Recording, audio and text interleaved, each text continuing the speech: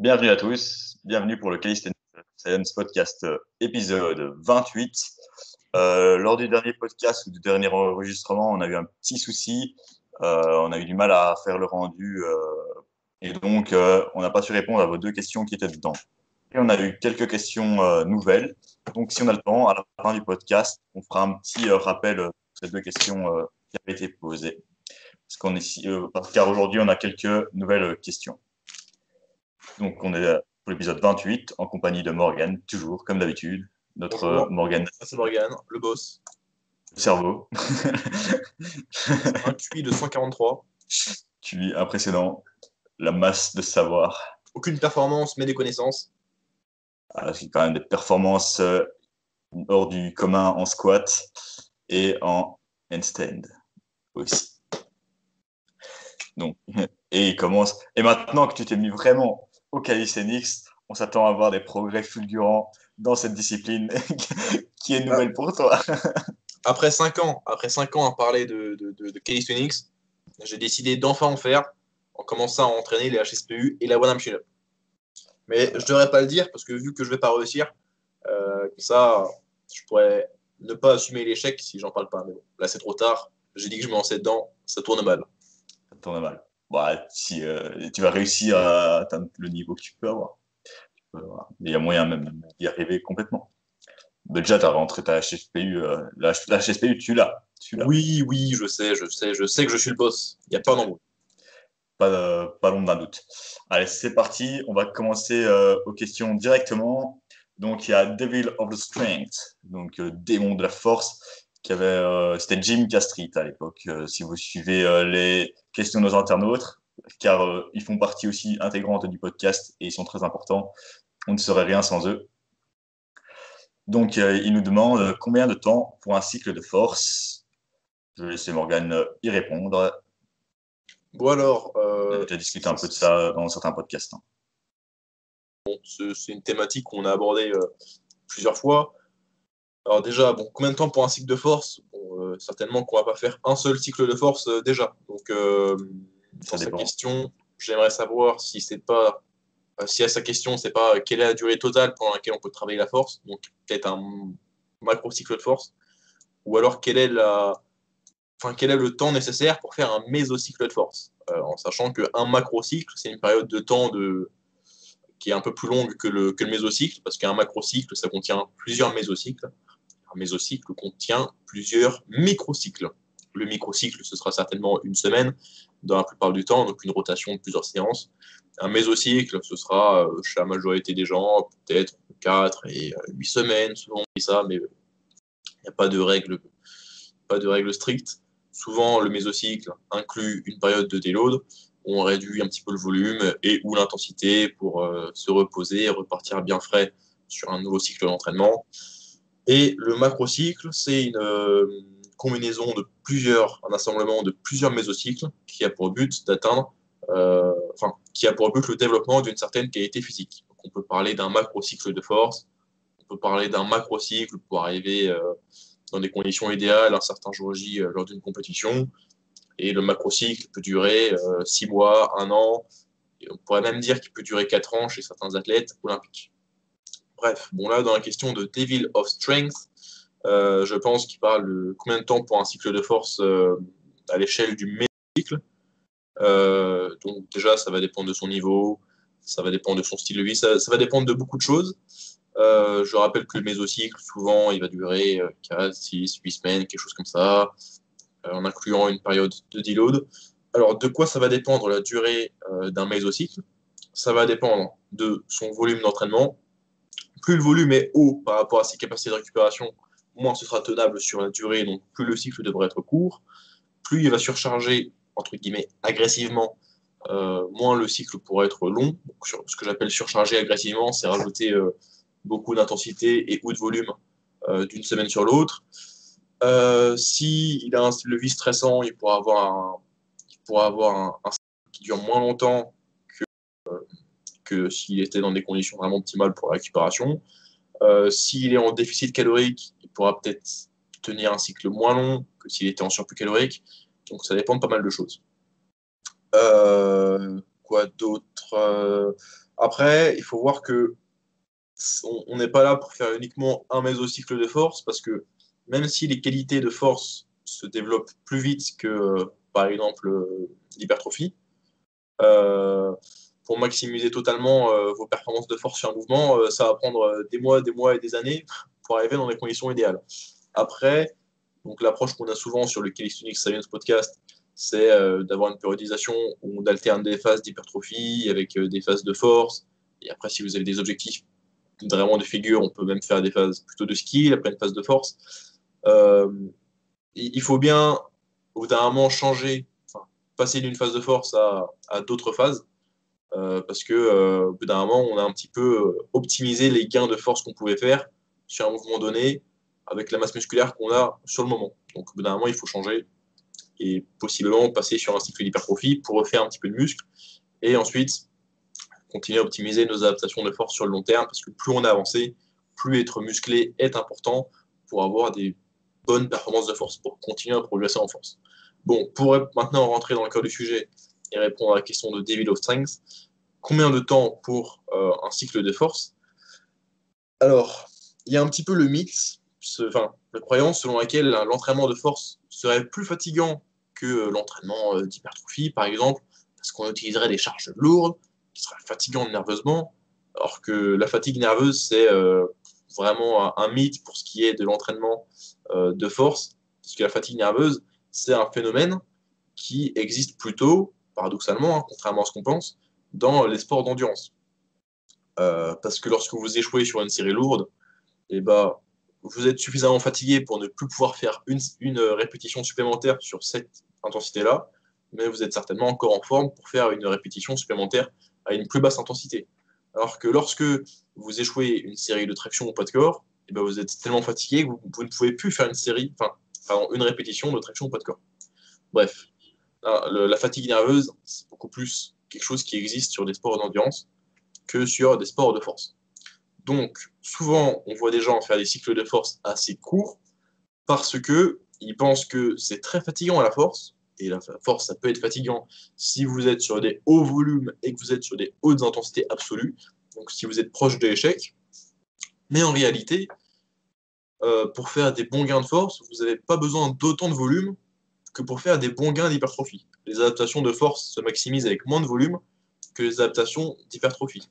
Et les adaptations d'hypertrophie se maximisent avec moins de volume que les adaptations d'endurance en plus. Donc sur un cycle de force, vous n'avez pas besoin de faire beaucoup de volume, ce qui d'ailleurs vous permet de tenir des cycles de force plus longtemps que ce que vous pensez. Donc un cycle de force, ça n'a pas forcément besoin d'être plus court qu'un cycle d'hypertrophie. Donc que ce soit un cycle de force ou d'hypertrophie, la durée de votre mésocycle va davantage dépendre de votre volume d'entraînement, de vos capacités de récupération, peut-être même de la variété d'exercices que vous utilisez, et également de l'ampleur de votre surcharge progressive. Et qui plus est, moi je suis davantage un fan, et d'autant plus pour des athlètes avancés, je suis davantage un fan du déload réactif, donc qui consiste à ne pas planifier à l'avance la durée de votre cycle d'entraînement et le moment où vous allez faire votre deload, mais davantage de vous dire, je pars sur un mésocycle où je vais enchaîner les semaines d'entraînement avec une certaine surcharge d'entraînement, enfin une certaine surcharge d'intensité donnée, avec un certain volume, en restant à peu près vers ces RPE-là, disons, OK, sur cet exercice, je vais commencer mon cycle sur des triplés RPE 7, et je vais essayer de le finir peut-être sur des triplés RPE 9, 9,5, et ensuite je ferai mon deload. Plutôt penser comme ça, plutôt que de se dire, je pars sur un cycle de force de 5 semaines, où je vais surcharger de 2,5 kg sur mon squat chaque semaine pendant 4 semaines, puis je ferai mon deload. Ça peut fonctionner hein, totalement, il n'y a pas de souci avec ça, mais moi je suis plutôt un fan du deload réactif, où on va se dire, je vais surcharger un petit peu, je dirais pas au ressenti, mais je dirais de façon autorégulée. Donc, selon le déroulement de mes séances, je vais surcharger en fonction de comment était la séance passée. Et si je tape, si je tape un plateau, si je tape un mur, donc si je ne peux plus surcharger sur 2 séances consécutives, c'est que ce sera l'heure de faire un deload. Les avantages du deload réactif, c'est que contrairement à un deload planifié, ça peut vous permettre de vous, enfin, vous pouvez continuer à vous entraîner en étant sur une bonne dynamique, alors que parfois, dans certains cas, avec un deload planifié, vous étiez en train de progresser et de faire des bons gains, puis vous faites un deload alors que vous aviez peut-être quelques semaines d'entraînement productif devant vous. Ça, c'est un avantage du deload réactif. Et à l'inverse, si vous avez prévu de faire un deload planifié sur votre 7e semaine d'entraînement et qu'à votre 4e semaine, vous êtes déjà cramé, et ben vous allez rajouter 2 semaines qui vont être très peu productives parce que c'est pas l'heure du deload et que vous voulez respecter ce que vous avez écrit sur votre programme de base. Donc je pense que le deload réactif est plus intéressant pour la majorité des gens que le deload planifié. Donc la durée d'un cycle de force, selon moi, chez les athlètes intermédiaires à avancés qui savent ce qu'ils font, ne doit pas être, enfin, la durée du cycle de force ne doit pas être prévue à l'avance. Mais vous pouvez vous dire, bon, je pars sur un cycle qui va certainement durer 4, 5, 6 semaines, plus une semaine de deload.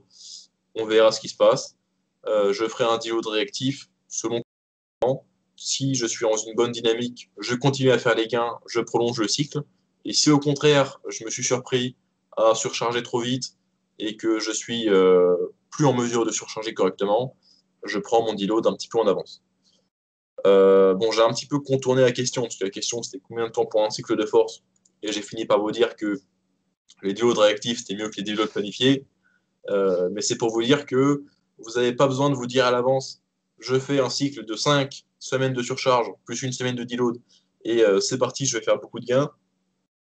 Je pense que plus vous êtes avancé, plus vous devez autoréguler vos entraînements et du coup vos semaines de récupération selon la dynamique de vos entraînements, selon comment vous vous sentez. Un avantage que vous avez à faire des deloads planifiés, c'est que même si vous vous sentez bien, ça ne veut pas dire que vos articulations sont en forme. Et du coup, le petit risque du deload réactif, c'est qu'on peut trop s'entraîner trop longtemps, mais du coup, commencer à dégrader un petit peu nos articulations sans s'en rendre compte, et ensuite regretter d'être resté sur un haut volume, des hautes intensités pendant trop longtemps. Mais la majorité du temps, le deload réactif sera supérieur au deload planifié si vous êtes suffisamment avancé pour être à l'écoute de votre corps. Vous ferez certainement davantage de gains parce que votre entraînement sera davantage en accordance avec votre niveau de force. Votre niveau de forme, pardon. Donc la question, combien de temps pour un cycle de force? Et ben, ça dépend de si vous surchargez fort ou pas, de si vous avez un haut volume d'entraînement ou pas, de vos capacités de récupération. Ça dépend de votre total calorique, donc, de votre équilibre énergétique. Donc de si vous êtes en surplus, vous allez peut-être pouvoir tenir un cycle un petit peu plus long que si vous êtes en déficit, etc., etc. Donc je recommande pas spécialement de prévoir à l'avance la durée de votre cycle. Vous pouvez le faire, il n'y a pas de souci avec ça. Mais Devil of Strength, si tu veux prévoir à l'avance la durée de ton cycle d'entraînement, je te recommande plutôt de te donner une fourchette de type je vais faire un cycle qui va durer entre 3 et 6 semaines, plus une semaine de deload. Et si je suis en 3e, 4e, 5e semaine et que je sens que je ne peux plus surcharger, je prends mon deload en n'ayant pas de regret, en me disant que j'ai fait quelques bons gains, que je fais un deload pour repartir ensuite sur un cycle productif. Quel est ton Alexandre? Moi, je ne suis pas totalement d'accord avec les deloads. Mais après, je vais parler du deload. Et après, je vais d'abord parler ouais, il y a plein de bons arguments au deload réactif, évidemment. Je vais juste exprimer un peu mon point de vue sur le deload et aussi sur la durée d'un cycle de force. En général, ils sont planifiés plus courts parce que souvent, la surcharge progressive se fait un peu plus agressivement que dans les signes d'hypertrophie où on sera un peu plus conservateur parce qu'on va augmenter un peu plus le volume mais beaucoup moins en charge. Donc souvent les gens se grillent directement naturellement ou volontairement ou pas volontairement. Ensuite, c'est aussi que souvent on utilise des mouvements répétitifs en fait. On utilise souvent les mêmes mouvements et c'est parfois assez lassant en fait. Ça manque beaucoup de variété et donc tout simplement les gens ont du mal à tenir un cycle de force sur le long terme juste par plaisir quoi. C'est pas si facile que ça de faire que un mouvement dans sa semaine où il n'y a pas de variété. Et c'est pour ça que parfois les personnes ont plus de mal à tenir ou à se tenir à une discipline sur le long terme. Parfois, un cycle d'hypertrophie est plus fun, on va dire, entre guillemets, s'il y a pas mal de variétés dedans. Tandis que si on passe à son cycle de force et qu'on fait les mêmes mouvements répétitifs, c'est souvent c'est un peu lassant. On attend la deload pour pouvoir retravailler sur notre intensité ou autre chose quoi pour sur son deuxième mésocycle de force. Donc ça c'est voilà, c'est deux petites raisons qui font qu'un cycle de force est souvent plus court et et voilà donc et maintenant pour le deload, moi je trouve que voilà un deload réactif comme tu le dis c'est pas très intéressant pour ne pas faire trop de progrès ou pas enfin ne pas se griller trop vite ou profiter de certains progrès qu'on pourrait encore avoir. Mais allez, si c'est bien planifié, si je trouve que planifier le deload à l'avance, ça permet aussi, dans un premier temps, de respecter certaines échéances. Donc, si dans X temps, on a une compétition et qu'on le planifie à l'avance, ben, ça permet de respecter ces deadlines et d'arriver dans des bons cycles. Et ensuite, si on prévoit bien sa surcharge progressive, ça fait, et qu'on connaît son athlète ou qu'on se connaît soi-même, on sait quand même qu'avec une surcharge de 4 semaines avec 2,5 kg, comme tu disais tantôt, tout à l'heure, ben, en semaine 4 ou 5, ben, on est presque grillé, voire on est certain d'être grillé, quoi. Du coup, allez, à une semaine près, on est quand même bon en général. Après, voilà, si on a l'avantage d'avoir un. Et puis ça demande quand même moins de travail que de demander à chaque fois de s'autoréguler. Mais si on a l'avantage de pouvoir s'autoréguler et qu'on sait le faire et qu'on sait s'écouter, c'est très bien. Je crois que ça dépend un peu du type de personne, évidemment. Donc voilà pour la deload. Mais sinon, ouais, en général, c'est pour ça que souvent les cycles de force sont plus courts. Et maintenant, on pourrait aussi discuter de la durée d'un macro-cycle de force par rapport aux adaptations qu'on va en faire. Donc il y a souvent l'utilisation qui use plus vite quand on met lourd. Donc c'est pour ça que c'est intéressant à chaque fois de refaire un peu d'hypertrophie. Puis donc, plus un athlète est avancé en général, ben, plus il va pouvoir faire des cycles de force longtemps, plus il aura besoin d'être dans cette fourchette de répétition pour être spécifique à ses objectifs en général. Et par contre, plus on est débutant, plus on a besoin de faire des cycles d'hypertrophie dans son année, car on n'a pas, quand on va pas faire déjà, on va faire beaucoup d'adaptations en hypertrophie et c'est mieux d'en profiter le maximum de temps, contrairement à la force ou si on va vite en force en étant débutant, on va perdre pas mal d'adaptations qu'on pourrait avoir en hypertrophie. Même si on peut quand même faire des adaptations en hypertrophie en s'entraînant en force, mais c'est moins optimal.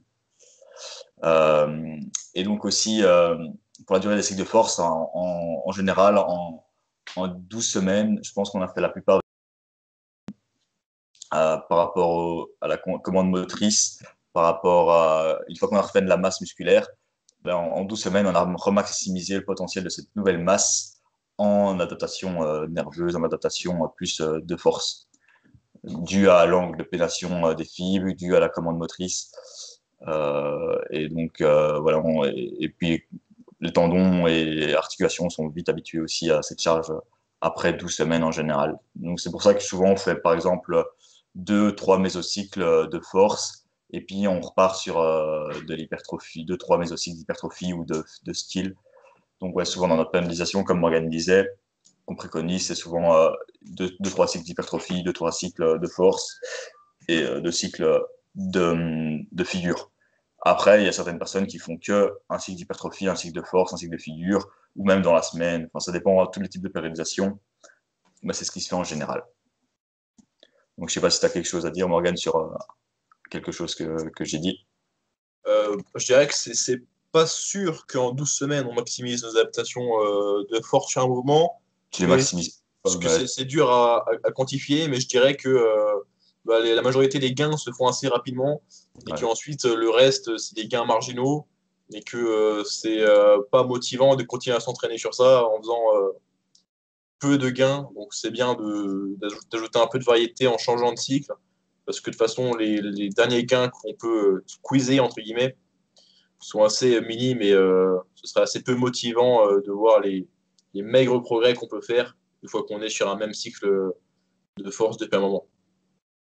Après, comme tu disais tantôt, je crois aussi pour être expert sur un mouvement, bah, c'est pas, il faut des années. Donc, c'est souvent le fait d'avoir pratiqué ce mouvement pendant des années qui va faire que tu seras bon sur ce mouvement plutôt que le faire pendant tes 12 semaines là, même en ayant maximisé presque les adaptations que tu pouvais faire via un cycle d'avant, quoi. Ok. Donc, on a pas mal abordé le tour de la question pour le cycle de force. Ensuite, on va peut-être passer à une question plus intéressante avant de faire les questions un peu plus fun. Oui. Donc, il y a Lucalistenix qui nous demande pourquoi est-ce que le tryhard, donc le tryhard, c'est un peu le fait d'essayer une figure tout le temps ou de faire des tentatives, fonctionne si bien chez certains individus. Est-ce qu'il y a une limite de burn-out nerveux chez ces personnes? Donc, par exemple, si on de force, si on fait pendant son cycle de force son 1 RM en squat à chaque séance, pourquoi est-ce que ça marche si bien chez certaines personnes?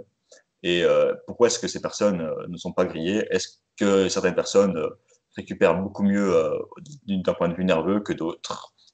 Ça, c'est la question. Et souvent, ça se pratique plus sur des planches ou des statiques ou des figures qu'en skill ou qu'en powerlifting. Donc, Ok, je réponds, ouais. vas-y.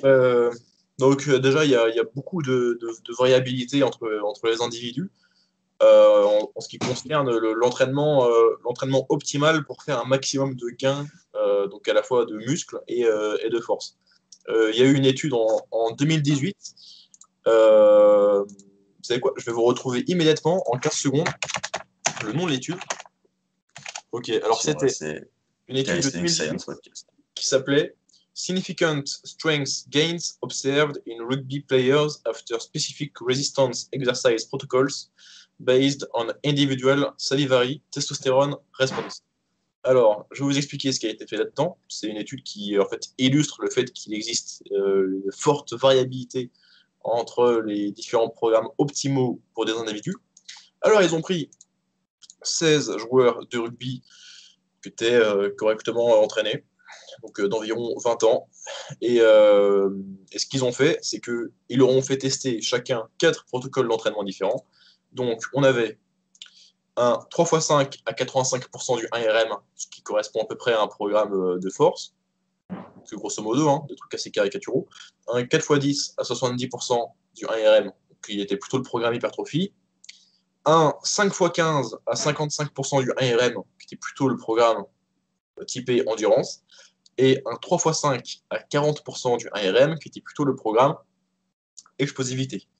Alors, ce qu'ils ont fait, c'est que suite à ces 4 entraînements en test, donc, qui je crois étaient réalisés sur des jours différents, ce serait logique, je suis pas sûr, c'est pas spécifié dans l'abstract, mais je suppose, ils ont subi un test de testostérone salivaire, donc un test pour savoir quelle était leur réponse de testostérone suite à cet entraînement-là. Le but, c'était d'évaluer si certains individus répondaient, pardon, le franglais, répondaient mieux à certains protocoles d'entraînement qu'à d'autres. Et donc, selon les 4 protocoles, les résultats de ces tests salivaires, ils ont déterminé un Tmax et un Tmin. Alors, Tmax, c'est non pas le scooter, mais la meilleure réponse salivaire de testostérone suite à un entraînement. Donc, si vous avez eu votre meilleure hausse de testostérone salivaire après le 3x5 à 85%, et ben pour cet individu-là, c'était son Tmax. Et son Tmin, c'était la moins bonne réponse de testostérone salivaire. Du coup, les 16 individus ont eu chacun un Tmax, un Tmin, et ça dépendait selon le protocole, selon les individus. Et après ça, ils ont fait suivre à la moitié des athlètes leur protocole Tmin et aux 8 autres athlètes leur protocole Tmax, donc ça dépendait de chaque individu, bien sûr. Et ensuite, ils ont inversé les rôles. Donc, chaque individu s'est entraîné sur 3 semaines sur leur protocole Tmax, donc où ils ont eu leur meilleure réponse de testostérone salivaire post-entraînement, et ils ont également fait 3 semaines d'entraînement sur leur Tmin, donc sur vraisemblablement l'entraînement auquel ils avaient le moins bien répondu si on se fie au test salivaire de testostérone. Alors, lorsque les individus suivaient leur protocole Tmax, donc les 16 individus ont eu une augmentation significative de leur 1RM en bench press, en développé couché, et en leg press, donc lorsqu'ils étaient sur leur Tmax, hein, j'ai dit. Et à l'inverse, lorsque les individus étaient sur leur protocole Tmin, il y avait 75% des individus qui soit ne progressaient pas, soit régressaient sur leur protocole de 1RM. Donc, ce qu'il faut retenir de ça, c'est que Il y si a une vous êtes sur un différence entre les protocole... individus. Quoi? C'est qu'il y a une différence entre les individus. Ah oui, c'est qu'il y a une forte différence et que d'ailleurs, il y avait des individus, donc quand on regarde au cas par cas, qui progressaient mieux en force avec le 3x5 à 40%, donc le protocole explosivité, qui progressaient mieux sur ça que sur le 3x5 à 85%. Il y avait même des individus qui progressaient mieux en masse musculaire sur le protocole d'endurance que sur le protocole d'hypertrophie, etc. Donc, je ne vous recommande pas spécialement de faire un test salivaire post-entraînement pour savoir quel est le meilleur protocole pour vous. Mais c'est pour dire que si on donne le même programme à tout le monde, il y a la moitié des individus qui vont faire des bons gains, il y a un quart qui va faire peut-être pas de gains, et il y a un quart qui va même régresser. Donc ça, c'était le cas sur le protocole d'hypertrophie. Je ne sais plus quelle était la mesure d'hypertrophie, je crois que c'était quelque chose d'assez général, comme uniquement le poids de corps ou la masse maigre. Donc, un truc Ça, dans beaucoup de programmes, hein. Dans beaucoup de programmes, 12 semaines, tu fais un petit entraînement, tu as toujours quasiment peut-être un quart du groupe qui n'aura pas de gain, quoi. Donc, c'est juste la moyenne de l'échantillon en général. Donc, c'est le lien de cet abstract-là sur PubMed sera en description. Hein, je vous redis le nom pour ceux qui veulent aller chercher. C'est de 2008 et le nom c'est Significant Strength Gains Observed in Rugby Players After Specific Resistance Exercise Protocols Based on Individual Salivary Testosterone Responses. Donc, ça nous montre que si vous n'êtes pas sur le programme idéal pour vous, il y a des chances que vous fassiez pas des gains optimaux ou pas de gains, ou même que vous régressiez si c'est un protocole vraiment particulier pour vous. Donc, pourquoi je vous parle de ça? Je vous rappelle la question de Luke Calisthenics. C'était pourquoi le tryhard fonctionne si bien chez certains individus? Est-ce qu'il y a une limite de burn-out nerveux chez ces personnes? Donc, si on est sur un certain programme, qui là serait un programme où on tente des 1RM très fréquemment, donc on est sur des hautes intensités relatives, on va à l'échec, on fait beaucoup de volume en allant à l'échec sur certains skills. Certains individus vont y répondre correctement parce que ce sera bizarrement pour eux le meilleur protocole possible, mais pour certainement une grande partie des autres individus, ce ne sera pas du tout un protocole rentable parce que peut-être qu'ils n'auront pas une bonne capacité de travail, donc s'ils vont à l'échec, ils vont avoir très peu de volume ensuite sur leur série suivante, ou ça peut être que certains individus se blessent exponentiellement beaucoup plus lorsqu'ils vont à l'échec que d'autres. Ça peut être que certains font des gains de force optimaux avec des plus basses intensités que des singles ou des triplés. C'est par exemple le cas sur les débutants. Les débutants, ils font des gains de force optimaux, 60% de leur ARM. Alors pourquoi ça? Alors qu'on sait que l'intensité absolue, c'est important pour les gains de force. C'est parce que les débutants, ils bénéficient d'avoir une forte exposition à un mouvement donné. Et du coup, avec un 60% du 1RM, bien, ils vont avoir davantage de répétitions par série. Donc en fait, davantage d'exposition à un mouvement, donc davantage d'occasions de pratiquer le mouvement, parce qu'il y aura davantage de reps. Donc niveau apprentissage moteur, ce sera meilleur pour un débutant de faire des séries à 60% de son 1RM qu'à 80% ou même plus. Plus on est avancé, plus on bénéficie pour la force, sur le court terme, de des hauts d'intensité absolue. Donc voilà, le tryhard, entre guillemets, qui ça veut certainement dire tenter des 1RM très fréquemment, tenter des skills très fréquemment, donc tenter des full planches alors que c'est pas de votre niveau, tenter des fronts alors que c'est pas votre niveau. Ça fonctionne sur très peu d'individus parce que chez eux, bizarrement, le hasard fait que c'est presque un protocole idéal. De la même façon qu'il y avait une étude, c'était une étude sur masse, je ne sais plus quel était le nom. C'était un test où il faisait réaliser des singles en squat à RPE 9 ou 9,5 à des individus pendant un mois ou un mois et demi, je ne sais plus. Et la majorité avait progressé correctement en moyenne, mais il y avait des individus qui avaient régressé ou qui n'avaient pas fait de gain. Et certains individus chez qui le single en squat au quotidien avait très bien fonctionné. C'est un protocole que j'ai à moitié expérimenté en février 2020. Janvier-février, je faisais des singles en squat 3 fois par semaine. Je faisais 2 singles 3 fois par semaine. Et ça avait assez bien fonctionné sur moi sur le court terme.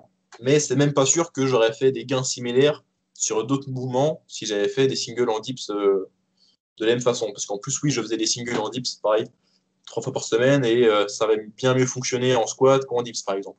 Donc, ça dépend des individus, et même, ça dépend des mouvements au sein même d'un seul individu.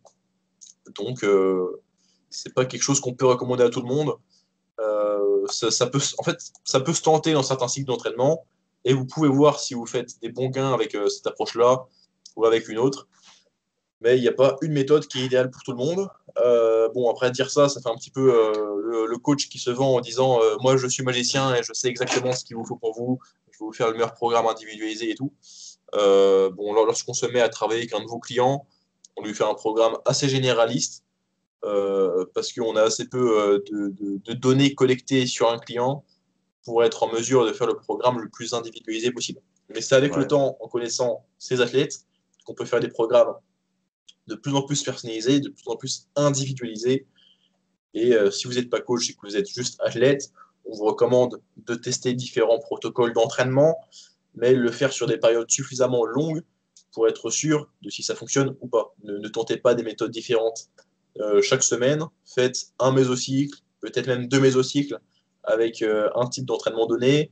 Par exemple, si vous voulez tenter la méthode Grease the Groove, donc qui consiste à faire plein de petits holds dans la journée sous maximo, ne le faites pas sur 2-3 semaines, faites-le sur davantage de temps. Si vous voulez tenter des phases de Justement, hold, avec cette méthode-là d'expérience ne fonctionne pas sur une durée très longue non plus. C'est une méthode très efficace, mais moi, je ne la recommande pas du tout de la faire même après 4-5 semaines. Moi, je trouve elle perd déjà son intérêt.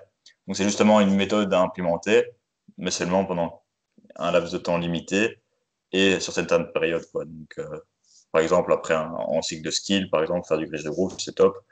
Mais faire du grige de groove toute l'année, c'est très peu productif, quoi. pareil, si vous voulez tenter une phase de haut volume d'entraînement, peut-être que sur le court terme, ça va bien fonctionner parce que bah, vous n'avez pas l'habitude de ce volume d'entraînement, ça fait une forte stimulation, mais vous allez rapidement découvrir que ce n'est pas tenable sur la durée, que vous allez développer des petits inconforts, des petites douleurs articulaires par-ci par-là, que vous allez perdre peu à peu votre motivation pour vous entraîner, etc. Donc avant d'ériger une méthode comme la méthode Rennes du travail d'une certaine qualité physique ou d'un certain type de mouvement, assurez-vous que cette méthode respecte les principes de l'entraînement de force et assurez-vous que cette méthode a été testée et fonctionne un petit peu, du moins sur vous, avant de la recommander à tout le monde et de mettre les méthodes avant les principes. Moi, j'aimerais bien rebondir, enfin, parler un peu de cette méthode. Donc là, on va prendre un cas concret. Hop, on va avoir allez, un gars, il commence le street workout. Il s'entraîne un peu. Il a vu quand même qu'il fallait avoir une certaine base de certaines reps. Il fait peut-être 3 mois de certaines reps. Hop, il devient très très bon. Il enchaîne, il est chaud. Il arrive directement à taper 15, 20, 25 tractions, des trucs, il se sent easy. Il se dit maintenant, bah, j'attaque la planche à fond. Parfois, il passe directement à la planche. Il a rien vu. Il se dit, je vais taper directement des planches. Il y va, il fait ses erreurs, et ses erreurs, et ses erreurs. Boum, il fait top planche, advanced, boum, straddle en même pas un mois. Il arrive direct et puis il continue toute l'année. Il progresse, il prend du muscle en faisant que des tentatives comme ça. Donc, ouais, c'est ce qu'on voit parfois. Bah, tout simplement, le gars-là, il est fait pour ça, quoi. Il va avoir des insertions musculaires hyper propices à ça. Il va réussir il aura des leviers, ses articulations vont être moins sollicitées, il sera moins propice aux blessures. Il va pouvoir travailler, même en faisant des holds comme ça. Il va peut-être, à côté de ça, avoir la capacité de travail de refaire encore des holds, mais avec des intensités ou des volumes d'entraînement qui vont pouvoir le faire grossir, le faire grandir. Et puis, il va peut-être même faire un peu de rep comme il faisait dans ses premiers mois. Et voilà, avec ça, il va quand même assurer une progression sur le long terme, une capacité de récupération de fou. Et, euh, et voilà, donc c'est une personne qui va bien récupérer et qui aura une limite de fou, quoi. Donc, on ne peut pas se comparer à ça. Et quand on coach et qu'on individualise pour des clients, ben, on essaie d'avoir, comme Morgan disait, une approche généraliste qui va fonctionner sur la plupart. Et peut-être qu'avec le temps, on pourrait se dire, ben, je vais quand même lui mettre des intensités assez hautes, je vais quand même lui faire des gros volumes d'entraînement, des grosses voilà, c'est vraiment avec l'expérience qu'on va pouvoir développer ça. Et, euh, et voilà, bah, toi, je suppose que tu l'as essayé aussi, Lucas. Moi, je l'ai essayé avec des collègues aussi. On était en salle de gym, on essayait. Bon, on arrive. Qu'est-ce qu'on faisait pendant une année entière? On arrivait, en début de séance, on tentait front, planche, etc., traction une main, handstand push-ups. On essayait tout, quoi.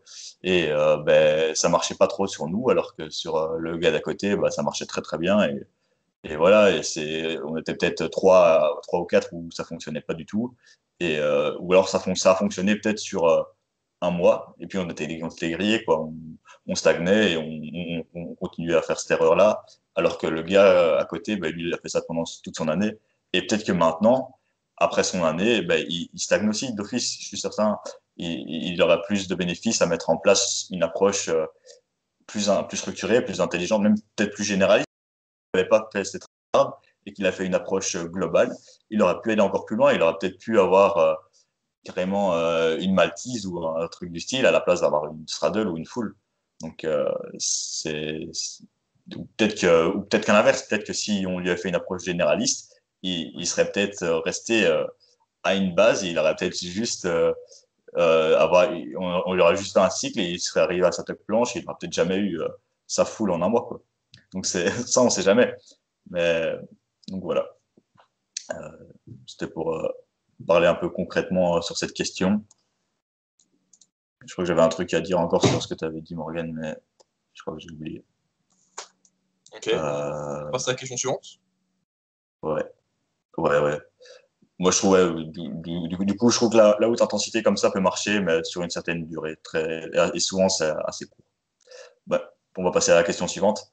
Et d'ailleurs, les individus comment dire, qui ont la meilleure génétique possible pour atteindre un niveau d'élite dans des sports de force, c'est même les individus qui bénéficient plus de faire davantage plus haut. Ces individus qui ont de capacité bénéficient d'un volume moyen plutôt qu'un très haut volume. Et si on prend juste un exemple de typologie musculaire, si vous avez une forte capacité de travail, donc que vous pouvez répliquer facilement des séries où c'est proche de l'échec et assez longues, donc si par exemple on fait un test de capacité de travail consistant à faire 4 séries avec votre 10 RM avec 2 minutes de repos, donc première série, logiquement, vous faites 10, 2 minutes de repos, qu'après peut-être que vous faites 8, après vous faites 7, après vous faites 6, c'est une assez bonne capacité de travail quand même. Donc vous êtes certainement un individu avec une typologie musculaire un petit peu plus lente, même si ce n'est pas tout ce qui joue, hein. Et peut-être que vous allez bénéficier de faire davantage de volume, d'utiliser des intensités absolues un peu plus basses. Et au contraire, un individu qui aura une plus faible capacité de travail, ça peut parfois être un bon signe, parce qu'il a une typologie musculaire assez fibreux rapide, et lui, il va faire ses meilleurs gains avec un petit peu moins de volume que vous, et lui, il va faire ses meilleurs gains avec des intensités absolues un petit peu plus hautes que vous, et c'est peut-être lui qui va bénéficier de faire beaucoup de singles ou beaucoup de tentatives supra-maximales. Et du coup, peut-être que lui vous dira: ah, mais tu progresses pas parce que tu fais pas la bonne méthode, faut tenter, faut se buter. Alors que si vous tentez sa méthode, vous allez progresser encore moins vite. Donc déjà, il a une meilleure génétique que vous pour faire des adaptations de force. Il est optimisé pour ce sport. Et il vous recommande une méthode qui en fait va moins vous convenir que ce que vous faites. Donc voilà, là est le caveat, on dirait en anglais. C-A-V-E-A-T. Caviar. Ok, bon, ça conclut ça. Question suivante. Nous avons Yes. Nicolas Vervaeke. Je ne sais pas si la prononciation est correcte. Qui nous demande comment tu fais pour t'entraîner pendant le confinement. Bon, c'était une question pour Alexandre et on va y répondre tous les deux. Alors Alexandre, quel est ton setup? Moi, après, à la fin du confinement passé, j'avais vu le coup venir, la deuxième vague, je l'attendais. Là, j'étais un peu frustré de ne pas avoir mon matériel et je me suis dit aussi, j'ai vraiment envie d'avoir un matériel. Et voilà, chez ma copine, il y avait un garage qui s'y prêtait. Puis j'avais aussi un truc chez mes parents, mais finalement maintenant je suis chez ma copine et j'ai installé, j'en profite de ce garage. Et donc c'était un très bel espace. J'avais déjà une petite paire d'anneaux, quelques petits poids de 30 mm chez Decathlon, des petits trucs qu'on a un peu tous, une petite ceinture de lest. Et j'avais décidé de passer à l'étape supérieure. Et donc fin août, j'avais commandé sur le site ATX Mega Fitness du matériel. J'ai commandé une barre olympique ATX de powerlifting je sais plus c'est quoi le modèle, mais voilà, un bon truc bien cool et des plates en metal plates pour 120 kilos. Et donc là, je suis assez bien équipé. J'avais aussi commandé je voulais acheter aussi le rack APRX 520. C'était une petite cage là, en carré, assez bas de gamme, mais ça aurait été vraiment très correct. Malheureusement, il n'y en avait plus. Du coup, j'ai opté pour un autre truc, pull-up fitness. Donc, ça fait squat, traction et bench si on veut aussi. J'ai pris un banc aussi à 70 euros, un petit banc bas de gamme aussi. Et donc, ça fait quand même pas mal le taf. Je suis assez content. Je regrette juste de ne pas avoir acheté un rack de 4 barres parce que du coup, ça tremble un peu pour les tractions. Et voilà, donc j'ai un bel espace. J'ai aussi une paire d'anneaux et donc je suis super bien équipé pour faire à peu près tous les mouvements. J'ai aussi deux hautes barres parallèles pour faire des dips ou des front levers en bas. J'ai quoi d'autre des petites plein de des trucs, un bel arsenal. Et donc là, j'ai la chance d'avoir beaucoup de matériel, mais même si j'en avais pas beaucoup, finalement, pour ce qu'on fait comme sport, le calisthenics, toi, je pense que tu fais de la musculation, bah, ça nous pose aucun problème. On a fait tout un podcast entier l'an passé pour voir comment travailler sur cet exercice, son matériel. Et donc, j'ai quand même fait aussi quelques vidéos là-dessus aussi. Donc, je t'invite à aller les voir, surtout en ce moment. Et donc voilà, c'est un peu comme ça qu'on fait pour s'entraîner pendant le confinement. Morgan, lui, il a carrément son home gym à l'extérieur. Il pourra nous en dire plus. Non, là, bah, du coup, avant, là, juste quand quand les salles étaient fermées, mais que c'était pas le confinement, j'allais de temps à autre chez un pote qui a du matériel de powerlifting où je pouvais faire du squat et parfois même m'essayer au développé couché. Mais là, maintenant, je suis de nouveau uniquement chez moi. J'ai du bon matériel pour m'entraîner. J'ai dans mon jardin une barre de traction qui est pas mal du tout. Euh, donc qui est très stable, qui est assez haute, très bonne barre. J'ai du sol. J'ai du sol chez moi et un mur. Un bon sol, un bon mur.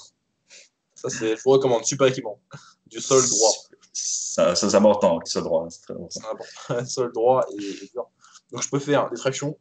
J'ai ma paire d'anneaux, donc je peux faire n'importe quelle variante d'exercice aux anneaux, particulièrement du tirage. Donc, je m'en sers pour commencer à m'entraîner sur la one arm chin-up.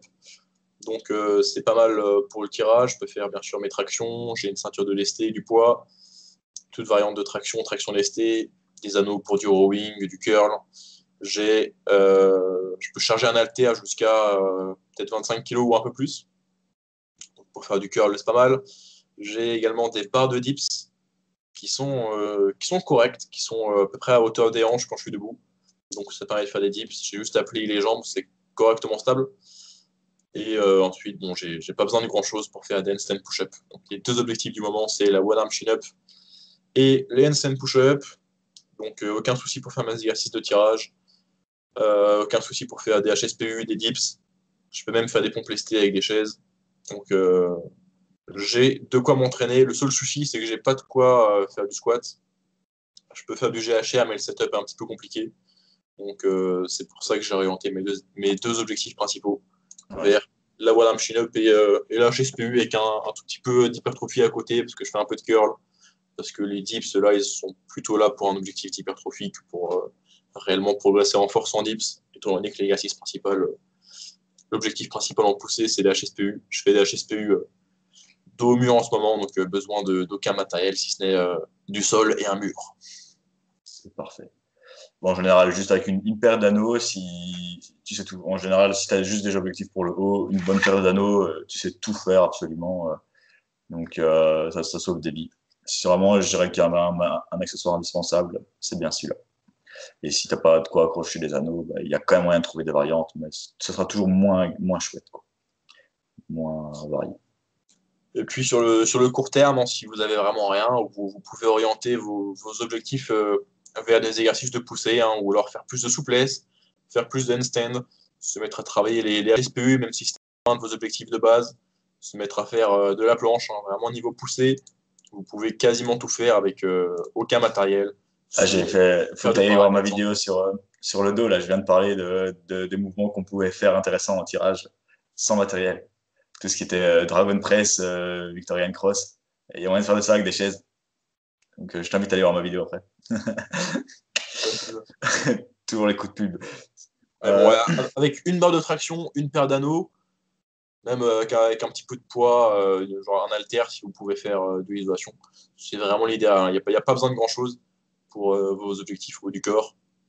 Du sol, une barre de traction, des anneaux en bonus. Il y a vraiment plein de trucs à faire. Nickel. Ouais. Je pense qu'on va aux 2 questions de la semaine passée. Hein. Je crois que si on a 45 minutes, on peut les faire un peu moins détaillés que la semaine passée, parce que la semaine passée, on avait quand même, il y a 2 semaines, on avait super bien détaillé ça. Du coup, on va peut-être rebondir avec encore une question. Donc, par exemple, il y a sur le même sujet, donc il y a Exilib qui était en cycle de force. Donc ici, le confinement a cassé son cycle de force, il n'a plus accès à Basic Fit, il y a des tractions et des dips lestés. Comment adapter son entraînement? Je vais peut-être commencer. Hein. On avait quand même déjà parlé il y a 2 semaines, on avait dit donc la meilleure chose à faire, c'est peut-être d'orienter, plutôt que de faire un cycle de force, de refaire un cycle où tu vas pouvoir faire plus de volume. Parce que la force, comme on disait tantôt, c'est un skill, c'est quelque chose qui se travaille dans des intensités assez lourdes et sur un mouvement donné, dans des conditions un peu optimales à ce que tu as envie de faire, quoi. Donc, si tu as envie de faire dips lestés, ben, c'est pas en faisant du dips sur des chaises que, même si ça devient difficile, que tu seras meilleur en dips lestés. Donc, l'idéal, ça serait peut-être de dire, je remets mon cycle de force à plus tard et je refais de la masse sur le court terme. Après, il y a quand même de moyens de trouver des intensités assez difficiles et similaires à de la force.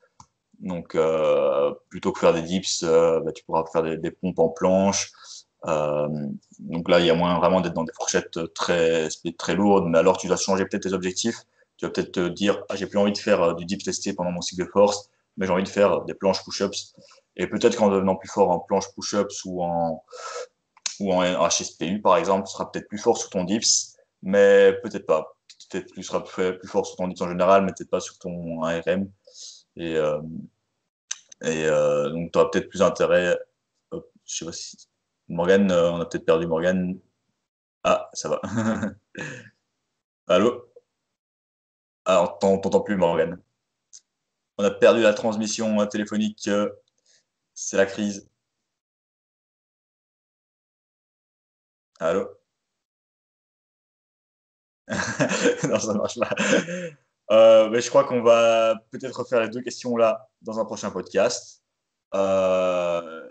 Dommage, on y répondra peut-être plus tard. Donc voilà, peut-être juste, on a une bonne question intéressante qu'on fera plus tard dans un prochain podcast. C'était tout pour l'épisode 28. On se retrouve pour un prochain podcast. Salut à tous.